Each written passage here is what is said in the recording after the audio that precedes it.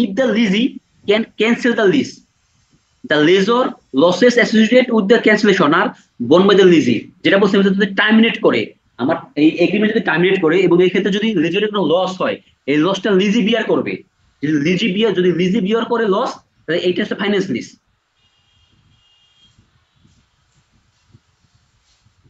এরপর 7 নম্বর কি বলছে দেখেন, gains or losses from the fluctuation in the fair value of the residual accrue the lessee. তার মানে আমার এই অ্যাসেটের, আমাদের যদি ফেয়ার ভ্যালু কোনো চেঞ্জ হয়, আমাদের ধরুন একটা অ্যাসেট লিজ নেওয়া হচ্ছে 10 বছরের জন্য, তাই না? তার মানে এই যে 10 বছর আমার বিভিন্ন চেঞ্জ হতে পারে, মডিফিকেশন হতে পারে। আমরা এই মডিফিকেশনের পরে দেখবো, আমাদের শেষে গিয়ে দেখবো। ধরেন আমাদের যদি এরকম সাবসিকুয়েন্ট কোনো মডিফিকেশন আসে, আমার এই ক্ষেত্রে যদি ফেয়ার ভ্যালু যদি কোনো চেঞ্জ হয় এবং যদি আমার কোনো গেইন লস হয়, এখানে বলা হচ্ছে গেইন লসটা লিজি বিয়ার করবে। গেইন লসটা বিয়ার করবে কে? লিজি। তাহলে এই ক্ষেত্রে ওটিকে বলা হচ্ছে ফাইন্যান্স লিজ। এবার 8 নম্বরে বলছে কি, the lessee has the ability to continue the lease for a secondary period at a rate that is substantially lower than market rate. তার মানে ধরেন একটা লিজ দিচ্ছে 5 বছরের জন্য এবং বলা হয়েছে সে চাইলে সেকেন্ডারি লিজ মানে পরবর্তী টার্মের জন্য সে নিতে পারবে, এবং এই পরবর্তী টার্মে যে রেন্ট, এই রেন্টটা মার্কেট রেন্টের চেয়ে কম।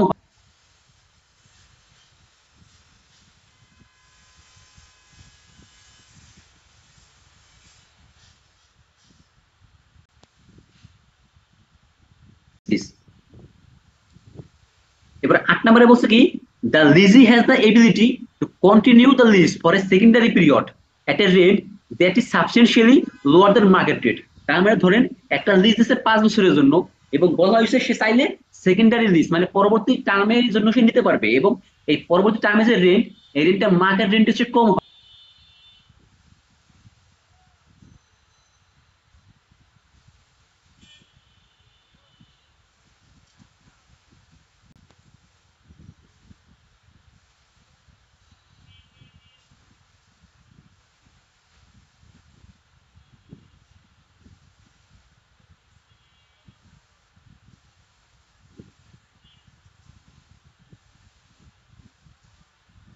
হবে যদি এরকম হয়, হ্যাঁ, সে সেকেন্ডারি পিরিয়ডটা নিতে পারবে মার্কেট রেট থেকে কম রেটে, এই ক্ষেত্রে ওটাকে আমরা ফাইন্যান্সিস কাউন্ট করবো।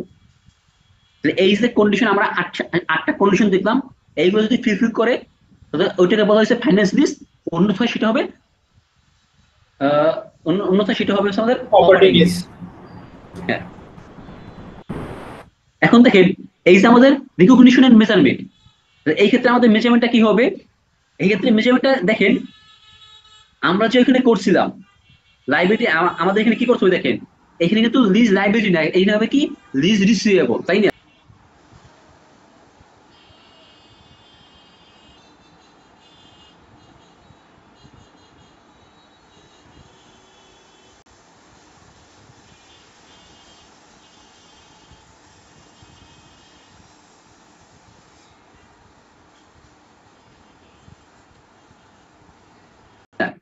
যেহেতু সে লিজ ধর, সে তো রিসিভ করবে, সে কি করবে? Lease receivable. সে কয় টাকা রিসিভ করবে? এই মোবাইলটা এদিকে নিয়ে আসো না।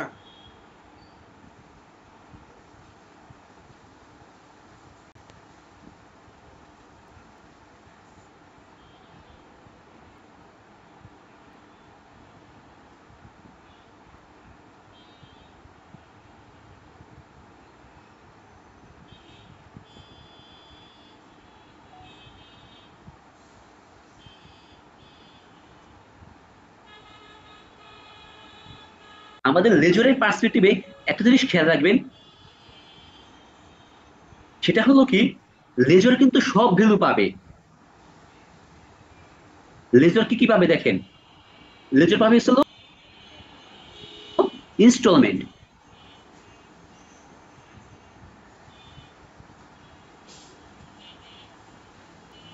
লেজর পাবে হলো ইনস্টলমেন্ট, মানে এটা payment, present value of instalment,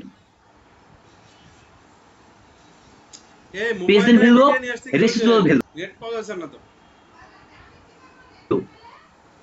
দেখেন এখানে আমি কিন্তু শুধু রেসিডুয়াল ভ্যালু বলছি, আপনি খেয়াল করেন, পিভি অফ রেসিডুয়াল ভ্যালু। তার মানে আমরা যখন লেজরের ক্যালকুলেশন করব তখন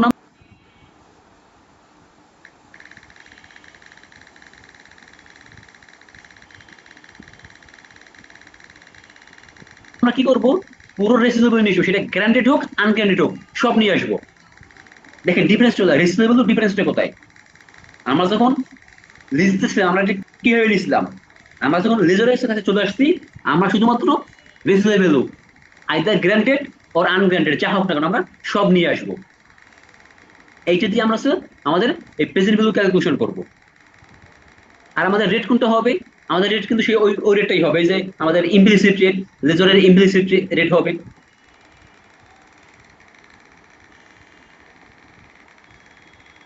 দেখেন এই যে আমাদের সেইটা আবার চলে আসছি।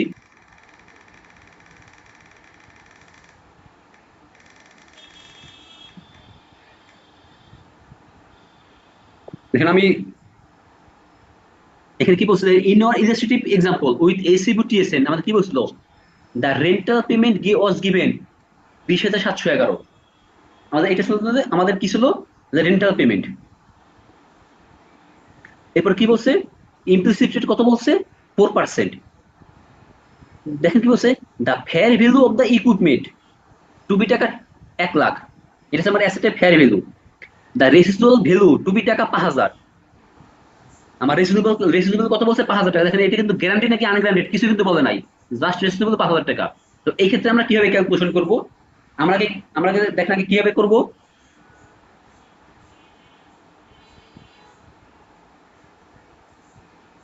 দেখেন আমাদের এখানে কিন্তু ইনস্টলমেন্ট অ্যামাউন্ট দিয়ে দিচ্ছে, তাই না? আমাদের এখানে কিন্তু ইনস্টলমেন্ট অ্যামাউন্ট দিয়ে দিচ্ছে। যদি আমাদের ইনস্টলমেন্ট অ্যামাউন্ট দিয়ে দেয় তাহলে আমাদের ক্যালকুলেশন কিভাবে হবে, আর যদি ইনস্টলমেন্ট অ্যামাউন্ট না দেয় তাহলে আমাদের ক্যালকুলেশন কিভাবে হবে। দুটো জিনিস, আমাদের যদি ইনস্টলমেন্ট দিয়ে দেয় তাহলে আমাদের ক্যালকুলেশন কিভাবে হবে। নাম্বার ওয়ান, যদি দিয়ে দেয় তাহলে আমরা কি করব, আমাদের এই যে ইনস্টলমেন্ট, তাই না, আমরা আমরা এখানে কি করব, আমরা ইনস্টলমেন্টের প্রেজেন্ট ভ্যালু ক্যালকুলেশন করব। যেমন ধরেন এই যে এইখানে এই যে ইনস্টলমেন্টের প্রেজেন্ট ভ্যালু যে 20,711 টাকা 5 বছরের, আমরা ইনস্টলমেন্টের প্রেজেন্ট ভ্যালু ক্যালকুলেশন করব। এরপর আমরা এখানে সাথে আমরা অ্যাড করে আমরা এর সাথে কি প্লাস করব, এই যে রেশিও 5,000, 5,000 এর নাম কি, 5,000 এর প্রেজেন্ট ভ্যালু। এই দুটো জিনিস যোগ করলে আমাদের 1 লাখ টাকা হয়ে যাবে। এইটা হচ্ছে আমাদের কখন, যখন আমাদের ইনস্টলমেন্ট অ্যামাউন্ট দিয়ে দিবে। আমাদের ইনস্টলমেন্ট অ্যামাউন্ট দিয়ে দিচ্ছে 20,711, আমরা ইনস্টলমেন্টের অ্যামাউন্টকে প্রেজেন্ট ভ্যালু নিয়ে আসছি। আমাদের যে 5,000 টাকা গ্যারান্টেড আমাদের গ্যারান্টেড না সরি আমাদের যে রেসিডুয়াল 5,000, আমরা রেসিডুয়াল ভ্যালুকেও প্রেজেন্ট ভ্যালু নিয়ে আসছি। এই দুটো যোগ করে আমাদের কি হবে, আমাদের লিজ রিসিভেবল হবে। আর 2 নম্বর পয়েন্ট কি বলছি, যদি আমাদের এই ইনস্টলমেন্ট অ্যামাউন্ট না দেয় তাহলে আমাদের কি করতে হবে, মনে রাখবেন, যদি আমাদের ইনস্টলমেন্ট অ্যামাউন্ট না দেয় ইনস্টলমেন্ট অ্যামাউন্ট আমাদের ক্যালকুলেশন করে নিতে হবে যে আমাদের ইনস্টলমেন্ট কয় টাকার হবে। এই ক্ষেত্রে আমরা কিভাবে করব, নাম্বার ওয়ান আইটেম, আমাদের অ্যাসেটের ফেয়ার ভ্যালু কয় টাকা, 1 লাখ। আমরা অ্যাসেটের ফেয়ার ভ্যালুটা লিখবো, অ্যাসেটের ফেয়ার ভ্যালু কত, 1 লাখ। আমরা অ্যাসেটের ফেয়ার ভ্যালু থেকে মাইনাস করবো সে present value of residual value. আমাদের অ্যাসেটের ফেয়ার ভ্যালু 1 লাখ, আমাদের রেসিডুয়াল ভ্যালু 5 লাখ সরি 5,000। আমরা কি করব, এই 5,000-এর প্রেজেন্ট ভ্যালু বাদ দিব। আমার 5,000-এর প্রেজেন্ট ভ্যালু কয় টাকা, এটা কিন্তু সিম্পল প্রেজেন্ট ভ্যালু, এটা কিন্তু এই যে রেসিডুয়াল ভ্যালু 5,000, এটা কিন্তু আমাদের প্রেজেন্ট ভ্যালু আসবে সিম্পলি ফ্যাক্টরের মাধ্যমে, এটা কিন্তু অ্যানুইটির মাধ্যমে না, সিম্পল প্রেজেন্ট ভ্যালু হবে। আমাদের কি করছি, 5,000-এর প্রেজেন্ট ভ্যালু ক্যালকুলেশন করছে কয় টাকা, 4,109 টাকা। তো এটা হচ্ছে মাইনাস যাবে, আমার 1 লাখ টাকা প্রেজেন্ট আমার ফেয়ার ভ্যালু, এই 1 লাখ টাকা ফেয়ার ভ্যালু কারণ মাইনাস হবে হচ্ছে আমাদের ওই রেসিডুয়াল ভ্যালুর প্রেজেন্ট ভ্যালু। 4,109 টাকা বাদ দিলাম, হইলো কত টাকা, 95,890 টাকা। দেখেন এটার নাম কি লিখছি, এটার নাম কি দেখেন কি লেখা হয়েছে, amount to be recovered by lessor through lease payment. দেখেন এই নামটা একটু খেয়াল করেন, আমাদের অ্যাসেটের ফেয়ার ভ্যালু 1 লাখ, আমরা ওইখান থেকে মাইনাস করলাম হচ্ছিল পিভি অফ রেসিডুয়াল ভ্যালু যেটা থাকবে, ওইটা হচ্ছে আমার amount to be recovered by lessor through lease payment. তার মানে আমরা এই 95,98 টাকা আমরা রিকভার করব। আমরা এই টাকাটা রিকভার করবো কিভাবে, আমরা 5টা ইনস্টলমেন্টে অ্যানুইটি ডিউর মাধ্যমে। আমরা এখানে কি করছি, আমরা এই টাকাকে ওই 5 বছরের অ্যানুইটি ডিউর ফ্যাক্টর দিয়ে ভাগ দিছি, ওই যে 4.6 যেটা আমাদের আসছিল, 4.62 আসছিল আমাদের ফ্যাক্টর। আমরা এই অ্যামাউন্টকে এই ফ্যাক্টর দিয়ে ভাগ দিছি, এই ফ্যাক্টর দিয়ে ভাগ দিয়ে আমরা যে টাকাটা পাইছি এটা হচ্ছে আমাদের ইনস্টলমেন্ট অ্যামাউন্ট। এখানে একটা জিনিস খেয়াল রাখবেন, এই যে ইনস্টলমেন্ট অ্যামাউন্ট এটা কিন্তু এই লেজর ক্যালকুলেশন করে দেয়, আর এই ইনস্টলমেন্ট অ্যামাউন্ট ছিল লিজি ফলো করবে। ভাই অ্যামাউন্ট আমাদের দেওয়া না থাকলে ওইটা একটু আরেকবার বলবেন, এটা বুঝতে পারছি। কোনটা মানে কোনটা এই যে বুঝতে পারেন নাই? ইনস্টলমেন্ট অ্যামাউন্ট যদি না দেওয়া থাকে, মানে আগে যেটা বললেন। না না, আগে তো বস্তু যদি দেওয়া থাকে, না দেওয়া থাকতো যদি না থাকে তখন তো আমরা এইভাবে ক্যালকুলেশন করবো। আমরা অ্যাসেটের fair value minus present value of receivable value, যেটা আসবে ওটাকে আমরা পেজে আমরা ফ্যাক্টরিতে ভাগ দেবো, তখন আমাদের ইনস্টলমেন্ট অ্যামাউন্ট ক্যালকুলেশন হবে। হ্যাঁ, রেসিডুয়াল ভ্যালুটা আমরা পুরোপুরি কেন না এনে এই ইয়াতে কনভার্ট করে নিয়ে বাদ দিলাম এখান থেকে? 5,000 টাকা, 5,000 টাকা, এটা তো আমাদের 5 বছর পরের ভ্যালু। আমাদের রিসিভেবল 5,000 টাকা, এটা তো 5 বছর পরে গিয়ে লিস্ট টাইমের শেষে গিয়ে। আমাদের অঙ্ক তো আজকের, আমাদের অঙ্ক হচ্ছে আজকের, আর রিসিভেবল 5,000 টাকা হচ্ছে 5 বছর পরে। এই জন্য এটাকে প্রেজেন্ট ভ্যালুতে দিয়ে আসা হয়েছে। কি ভাই, বুঝলাম। তাহলে আমাদের এখানে লেজরের পার্সেন্টেজ আমরা কিভাবে কি জিনিস শিখলাম? দুটো জিনিস শিখলাম।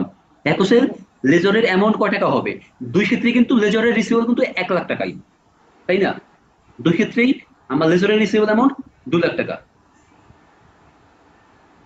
এখানে কি জানাটা কি দেখাইছে? দেখেন এই যে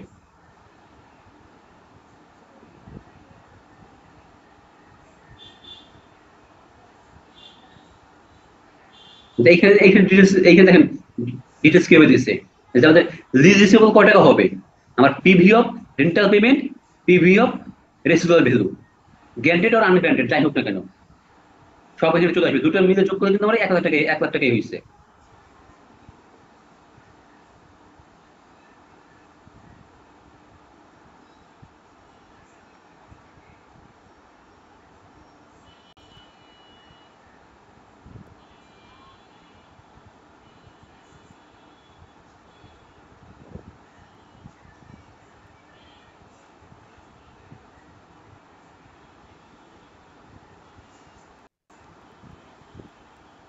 তো এখানে আপনারা কি এটা কি মানে এটা কি বুঝতে পারছেন যে আমরা লিজের ক্ষেত্রে আমরা কিভাবে প্রেজেন্ট ভ্যালু ক্যালকুলেশন করব? আমাদের মানে লিজ রিসিভেবল কয় টাকা হবে আমরা কিভাবে ক্যালকুলেশন করব? ভাইয়া ক্লিয়ার না। ক্লিয়ার না?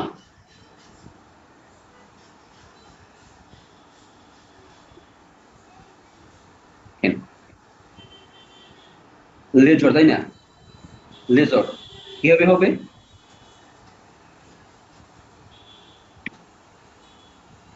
আমরা লেজরে কি বললাম?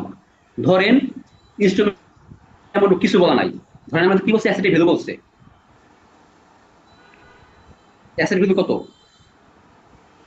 1 লাখ টাকা। আমার অ্যাসেট ভ্যালু কত? 1 লাখ টাকা। আমার এখান থেকে মাইনাস হবে ছিল পিভি ও রেসিডুয়াল ভ্যালু।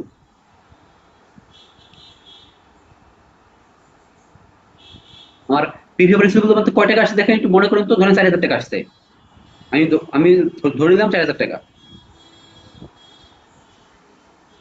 তাই না?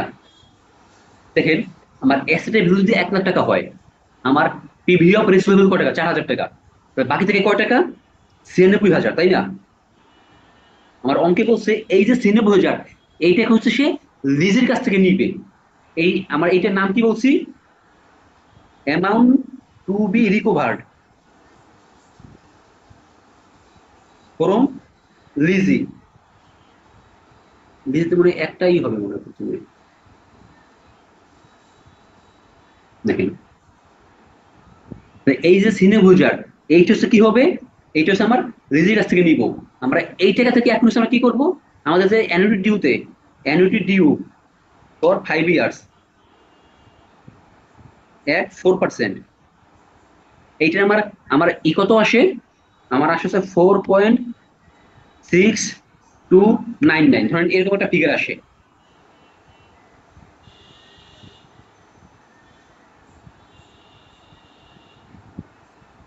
দেখেন আপনি এই 96,000, আপনি এইটা কি বুঝতে পারছেন? আমরা এটা কি করছি 96,000?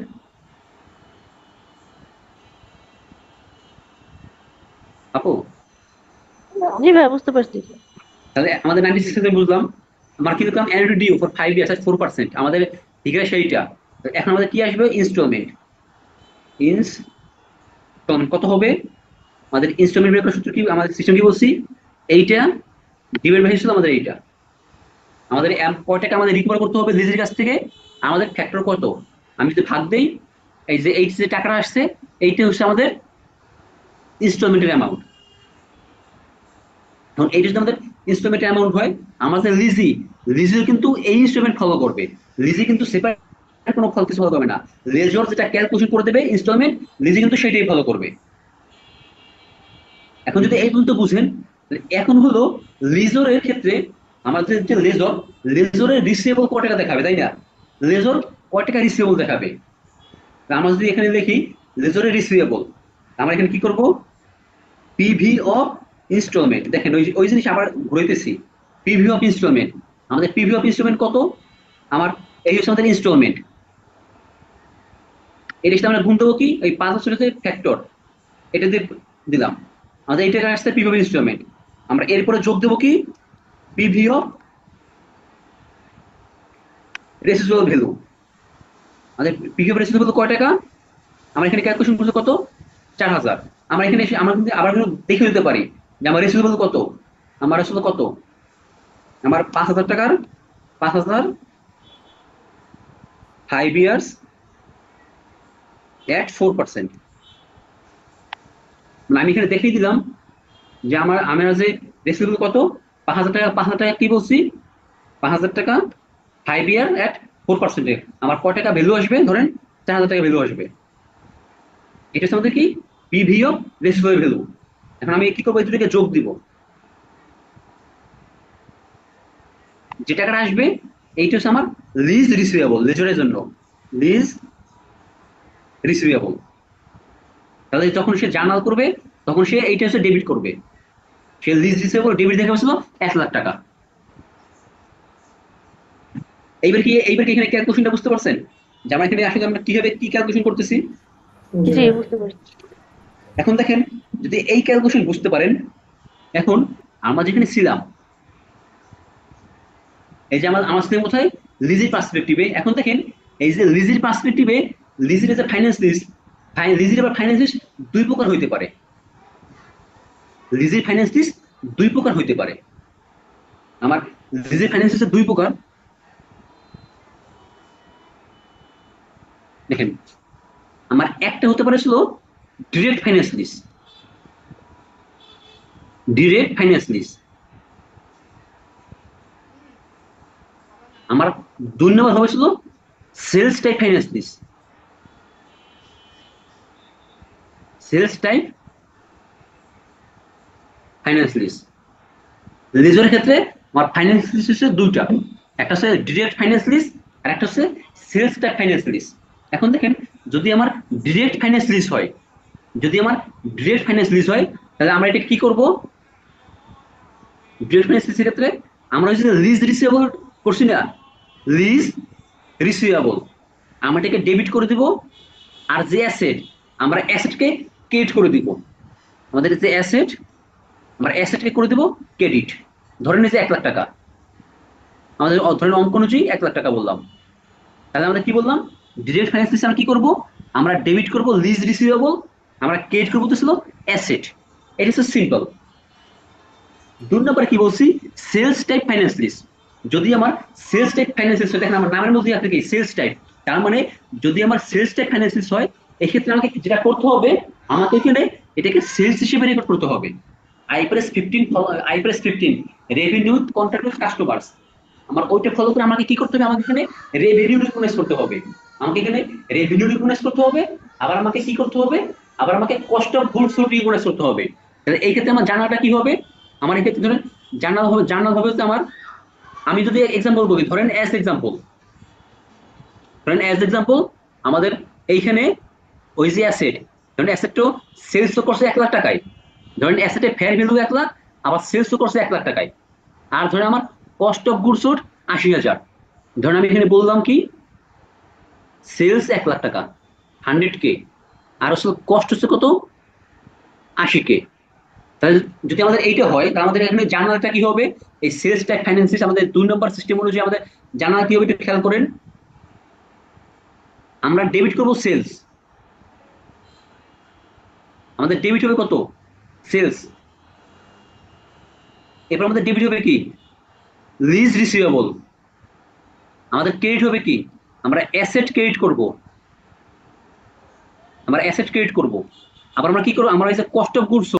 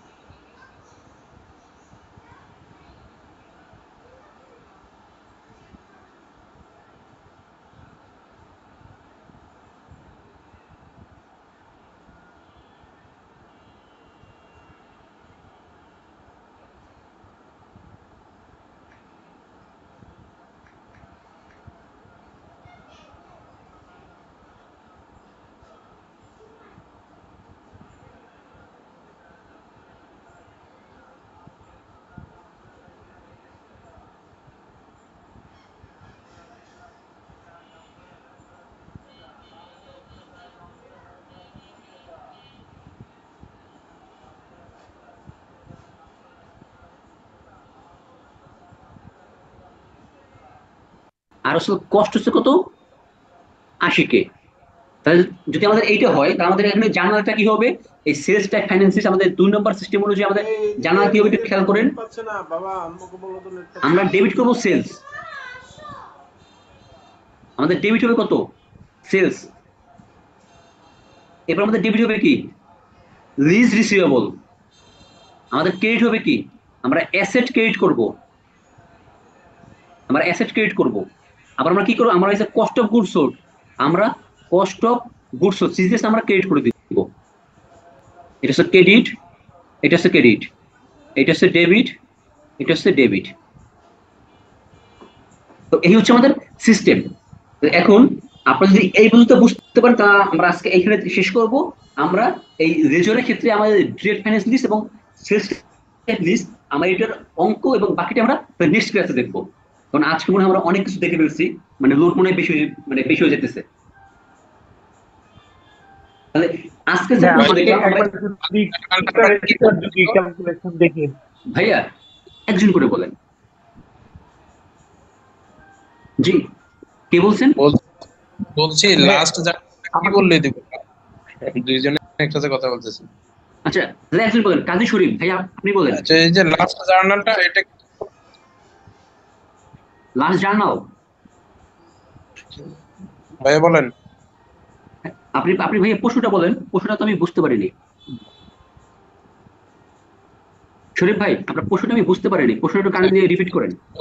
বলছি যে এই যে লাস্ট যে জার্নালটা বলছেন, এই যে lease receivable, cost of goods sold, sales revenue, inventory, এটা এটা আমরা কি বললে দেব, কি বললে এই জার্নালটা হবে?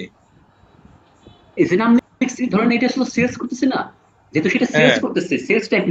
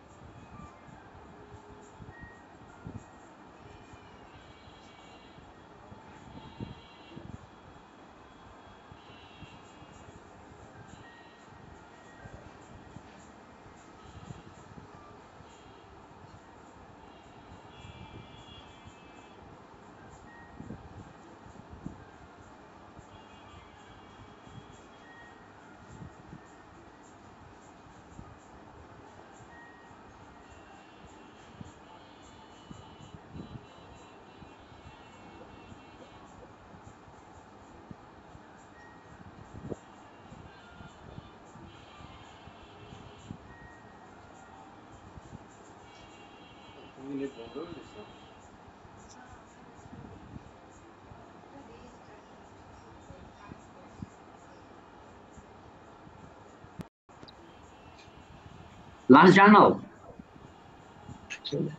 ভাইয়া বলেন। আপনি আপনি ভাইয়া প্রশ্নটা বলেন, মানে দুইটাই রেকর্ড করবো একসাথে। জাস্ট আমি এখানে জার্নালটা জাস্ট এইটা বললাম, মানে ম্যাথ হচ্ছে পরে ক্লাস দেখবো। ও আচ্ছা আচ্ছা, ঠিক ভাইয়া আছে। ভাইয়া সেলসটা ডেবিট কেন হলো? সরি, আমি সিরিজ কি ডেবিটে লিখছি? জি ভাইয়া, ও, সেলসটা ডেবিটে মানে লিখছেন আর সিওজিএস ক্রেডিট লিখছেন। আচ্ছা, তার মানে একটু হয়ে গেছে, রিভার্স হয়ে গেছে। সেলস তো ক্রেডিটে থাকবে, সেলস যাবে ক্রেডিটে, আর কস্ট অফ গুডস যাবে ডেবিটে। আমি তাহলে দাঁড়ান, এটা একটু তাহলে সেলস হচ্ছে আমার ক্রেডিট আর কস্ট অফ গুডস ডেবিট। এটা হচ্ছে সিও জিএস ডেবিট, আর সেলস হচ্ছে ক্রেডিট। না আমি যে ধরেন, আমি যে এটা কি বলছি, সেলস টাইপ লিস্ট, তার মানে আমাকে ধরে ধরে নেওয়া হয় একটা সেলস হয়েছে, লিজ হয়েছে, যার কারণে সে সেলস রেভিনিউ রেকর্ড করে, কস্ট অফ গুডস রেকর্ড করে, আবার লিজের যে লিজ, আবার সেই লিজের যে সিস্টেম, সেই লিজও সে রেকর্ড করে। তো আমরা এই যে দুই ধরনের যে দুইটা যে সিস্টেম, আমরা কালকে যেটা করবো নিয়ে, মানে নেক্সট ক্লাসে যে করবো, আমরা একটা এক্সাম্পলের ভিতরে আমরা কি করবো, আমরা দুইভাবেই ডিফারেন্স দেখবো। যে যদি ডিরেক্ট ফাইন্যান্স হয়, তাহলে আমাদের ওইখানে আমাদের রেকর্ডিং সিস্টেম, অ্যাকাউন্টিং ট্রিটমেন্ট কিভাবে হয়, আর যদি ফাইন্যান্স, যদি আমার সেলস টাইপ হইতো, সেই ক্ষেত্রে আমার রেকর্ডিং সিস্টেম কিভাবে হবে। তো আমরা যদি এইগুলো দেখি, তাহলে আমাদের মোটামুটি একটা আইডিয়া চলে আসবে, যেটা আমরা নেক্সট ক্লাসে দেখবো, আজকে আর দেখবো না।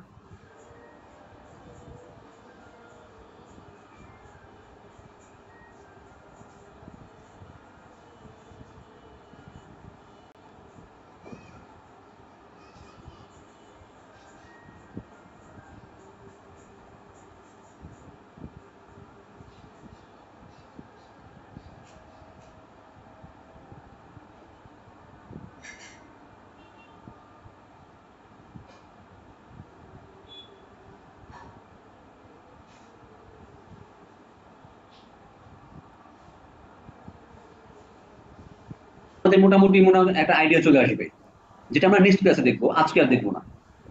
তাহলে আমাদের আজকে ক্লাস পর্যন্ত এমনি এডিশনালি কারো কোনো কোশ্চেন আছে কিনা, বা কেউ কারো কথা কোনো কনফিউশন আছে কিনা, বা কারো অনেক সময় না যে কনফিউশন নাই, বা কোনো প্রশ্ন আসছে মনে, যে আপনি ভাইয়া সেগুলো জিজ্ঞেস করতে ফেয়ার পারেন। ভ্যালু, আচ্ছা ভাইয়া ফেয়ার ভ্যালু যে ধরে দিচ্ছে একটা মেশিনের, এটা তো আসলে হ্যাঁ, ফিউচার ভ্যালু হিসাব করে দিচ্ছি আমরা। যেমন ধরেন একটা মেশিন 80,000 টাকায় কিনলে আমি ওটা 5 বছর ইউজ করব, করলে এটা ফিউচার ভ্যালু কত হতে পারে এটা ইন্টারেস্টেড হিসাব করে ওটাকে ফেয়ার ভ্যালু হিসাব করতেছি, ঠিক না?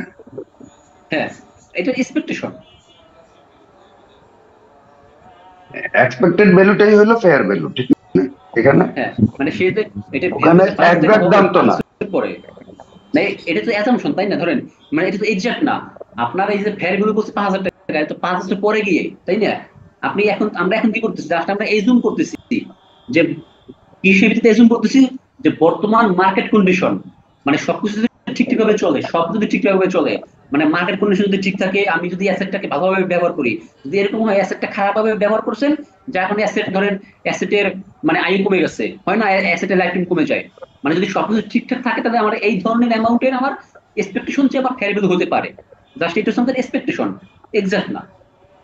না এটা তো চেঞ্জ হয় না। যেমন লেজর কোম্পানি, আমাদের যে লিজি কোম্পানি গুলো আছে, ওরা তো একটা অ্যামাউন্ট ধরেই তারপরে লিস্টটা দেয়, এটা তো আর চেঞ্জ করে হ্যাঁ, না।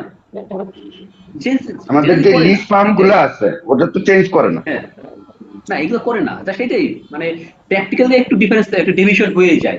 আমরা বইতে যেভাবে শিখি না কেন, আইপিএস যেভাবে পাবো না কেন, প্র্যাকটিক্যালি কিন্তু অত ফুল কিন্তু ফলো করা হয় না। ওই টুকটাকে একটু একটু ওইটা ডিসকাশন থাকেই। না না, আমি ওটা সম্পর্কে আমিও জানি না। আমি যেটা বলতেছি যে ওরা তো একটা ইন্টারেস্ট হিসাবে ধরে দেয় নাকি এই জিনিসটা, ফিউচার ভ্যালুটা ইন্টারেস্ট করে ধরে তারপরে ইয়ে করে ফিউচার ভ্যালু তৈরি করে আর কি, যেটাকে ফেয়ার ভ্যালু বলে।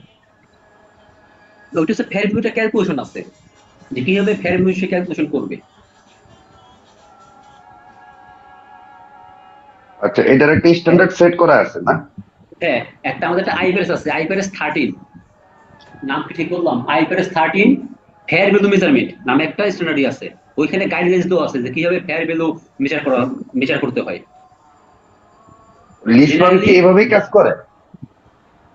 যারা ফেয়ারভ্যালু যেসব জায়গায় ফেয়ারভ্যালু কাজ আছে তারা ওই আইপিএস টার্মিনোলজি ওইটা মাথায় রেখে কাজ করে, ওইখানে গাইডলাইন্স দেওয়া ওই অনুযায়ী ফলো করে এরপর হচ্ছে তারা এই ফেয়ারভ্যালুটা ক্যালকুলেশন করে। আচ্ছা, ব্যাংকের মতো ইন্টারেস্ট রেট মাথায় রেখে করে না নাকি? না, ব্যাংকের মতো সব তো সেভাবে হয় না। ও, আচ্ছা ঠিক আছে, থ্যাংক ইউ ভাই। আচ্ছা, ভাই একটু এক্সেল শিটটা আজকে দিয়ে দিন। অ্যাক্সেস শিটটা আমি এখন দিয়ে দিচ্ছি, ওই যে একটু একটু এই লিঙ্ক টিঙ্ক সব ঠিকঠাক করে আমি সব কিছু ঠিকঠাক করে আমি শেয়ার করে দেবো। তাহলে আমাদের আজকে এখানেই শেষ। আমাদের পরবর্তী ক্লাস আমাদের শিডিউল অনুযায়ী আছে মনে হয় 4 তারিখ। তাহলে যদি শিডিউল 4 তারিখ হয় তাহলে আমরা 4 তারিখে নিব। কত?